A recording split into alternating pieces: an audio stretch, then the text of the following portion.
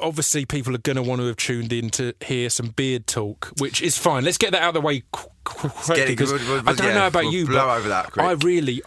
I say this on Twitter quite a bit. It's like, I'm not that into beards. I happen to have a beard. So people, and particularly since, I mean, you've made it the biggest thing in the world. Everyone's got a beard now. I'm blaming you completely. No, you can't just do that. Obviously, there's a numerous amount. There's a few. Obviously yourself, and it's just like a snowball effect. And somebody else will have it. Like, it's quite a few celebrities have, in boy bands. When a boy band, somebody in a boy band gets one, that's it. It's pretty much fucking over. But because of that, I'll constantly get people who've got beards going, all right, as if having a beard is enough of a connection for us to be best friends. It's like, it's a little nod in the street. Yeah, exactly. You go, you don't have to say no words. Little nod. Touch of the beard, but in all honesty, you introduced me to beard oils and that kind of thing, which I hadn't fucked with. I'd had a beard for 4 or 5 years at that point, and hadn't messed with anything. And the Beardy Bastard, a Woodsman beard oil. Yeah, you introduced me to. Because I was you just feel like a lumberjack. You did, yeah. It's what's that, lumbersexual now, isn't it? That's what they call it, lumbersexual. With the beard tattoos. It's lumbersexual apparently, because with the tartan, and all that kind of get up it. But the beards on. Obviously, I've got my own. Shameful plug. You've got your own beard oil and moustache wax. I've got my own beard oil and moustache wax. My booze and backy. Right? Captain Fawcett. Fawcett. www.captainfawcett.com. We'll get all the plugs in, mate. Don't worry about that. You got this podcast goes out. It's a hot day. I'm happy. This podcast goes out on this app called Acast as well, and we can actually embed the links as we're talking. So as soon as you said Captain Fawcett, there would have been a link to your. What is it? Tobacco and... It's booze and backy. I was going to bring one into it. I'm going to bring some in for you, actually. I've got to post some, because I've had to give a lot to press and bloggers, sorry. But yeah, I mean, it's just manly, very manly, because I don't like all these sweet smelling stuff. It smells like a proper, East End boozer with, a bit of tobacco from it, but with some, with a bit of brute, you know what I mean? You're sitting next to like a Del Boy. That's what it's like. It's like a Del Boy in a bottle. Perfect. I always remember... with a bit of whiskey knocking it and this is going to lead us a bit into your earlier years, or pre-modelling, I assume. I always remember when beards started to blow up. A friend of mine on Facebook put, and it was a girl who enjoyed beards but was annoyed at how many there were. She just said, you shouldn't be allowed a beard unless you can change a tyre. And again, it was great for me at that point, because I'd driven back from Edinburgh Fringe Festival with my mate Tom, and I'd shown him how to change his brake pads, which is a step further. But you can certainly the same change. area, but it's just a bit more internal. It's even more. A tyre's easy. Brake pads, that's more of a challenge. But get the calipers off, put them back. Because I used to be a motorcycle mechanic. I was going to say, that's it. Yeah. You used to be a motorcycle mechanic. So of all the people to be allowed to have a beard, I think I am qualified. I think I'm ticking all the boxes that I've passed the test, Pip, that I am allowed a beard. But whoever that girl is, she's very clued on and very switched on, and I admire that of her. Yeah.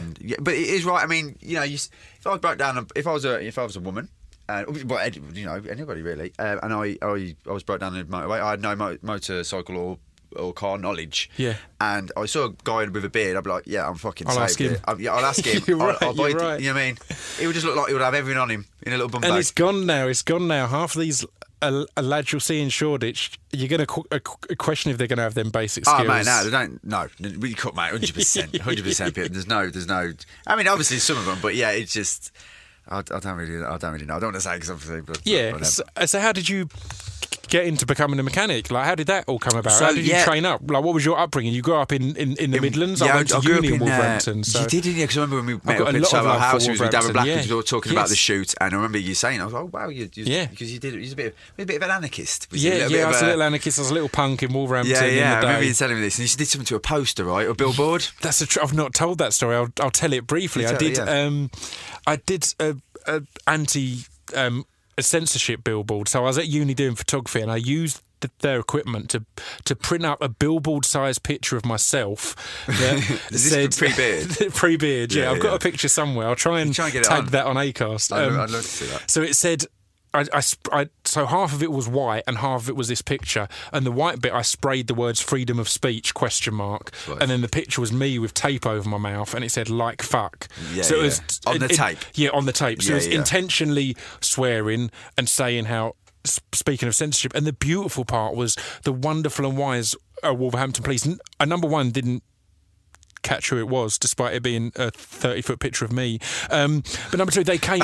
Yeah, of course. It's advertising yourself to be a criminal, basically. Exactly. But all they did was they came and tore off the word fucks. So they censored an anti-censorship protest, amazing. which I thought was just beautiful. But you can't write that, really. Yeah, well, it was wonderful. But horrific. so the Midlands, growing up in the Midlands, how was that? In Wolverhampton, right? Yeah. I mean, in Wolverhampton, went to school, in Codsall, did all, all the school, finished at 16, and my dad owns a motorcycle shop. He still does. Yeah. My brother left school, worked straight for him. That's what I thought I was going to do. I was happy there. I've had a really great upbringing. I didn't get everything I wanted. I wasn't spoiled in a way, but I had a solid, good, healthy upbringing. Yeah. I had two great parents. I've got two great parents. Yeah. A great brother. We all look out for. It's quite a small family, but we're a solid family. We're a solid unit. And that's when at 16, come do my GCSEs, didn't really get fucking very good grades. I was a bit of a clown at school, fucking about. I've got ADHD, so they didn't really understand what to do at that point. So, I was just dicking about, and I just thought that's normal. It's like, I'm going to work for my dad when I finish school. I'm going to be a mechanic. I'm fine with this. Yeah, so you can kind of understand it's not that important to focus. I know what my destiny is. I just like dicking about in school, mate. Just fucking about in school. And, I shouldn't. I look back at myself as a bit of a twat. I know that. But anyway, 15, 16 years old. Yeah. So left that, went literally the day I did my GCSEs, next day I was straight in the overalls on the spanners. Amazing. And get me on to do it. And I loved it because it was summertime. It was great working outside of the bikes, inside and outside the bikes. Got quite a big bike shop. But then it's when your winter comes, that's the bitch of it. The bikes come in soaking wet, covered in shit, and that's when doing services on bikes are a little more of a task, whereas the summertime, you do the service on the bikes, you go out on the bikes to give it a test run to make sure that everything's all tight, and you make sure everything's fine for half an hour, a little whiz around, pop to McDonald's, get my oil shake, come back, you're done. Winter time was a little bit hard, but even though I was happy, I wasn't getting amazing money, I was just getting standard just wage. I was 16, 17. But I mean, it's great to have a trade in that way. Have something that you can. It's a life trade, you can never take that. And it kind of, when you do mechanics, it bounces off onto cars or just the basics of life, really. That everybody. It's only going to get more and more popular with these vehicles and stuff. Obviously, I couldn't tell you how the fuck these new electric cars work. I haven't run through. Just bikes, old motors, a proper motor.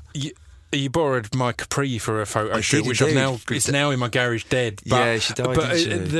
But every time I had a breakdown there, the way the mechanics' eyes would light up at an engine that they can actually get their hands on and do something with, rather than just plug it into some kind of electronic. Get the computers out thing. Yeah, they love it. They'd just be so pleased. But and then I can. If you just, what's wrong here? And they'd show me how to fix it to stop me having to call them out in future. Though, right? It's like their own, what is it, the Haynes manual. It's like they're walking Haynes manuals, these guys. It's great, and it's just good to have a basic knowledge. And it must be so sad for them, because particularly a lot of your mechanics are older guys now, so a lot of them will have learnt on proper engines, and now old school stuff. They go out and they plug a computer in, or they say you've got to come back to the shop, and that's that. That's it. Yeah, I mean, because when it was just kind of the crossover, just as I was coming into it, because I was working on a lot of Suzuki. Suzuki was a Suzuki main dealer, and it was just as I was coming into it, 16, 17. That's when it's a crossover when the computer, like the ECI units and all these ECU units. We were kind of all doing, and I got sent to college to do on the computers, and I'm like, I don't like that. You're not getting in your hands. I like to be messy and fucking about. You know what I mean? You go for a cup of tea. Cup of teas are covered in oil. You know what I mean? Slipping out your hands. Like, you got a fag on the go. Don't smoke no more, but I had a fag on the go, like out the back in the summertime. It's lovely. Ice cream hands popping by. It's lovely that, but then it's all too clean and very not geeky, but it's just a little bit too anal. I don't like it. But anyway, but that's the kind of. That's the motorcycle side of my career. I think that's great. I think it's really important to have something like that, because you were, in my mind... This piece of fiction is the intro to Distraction Pieces. This piece of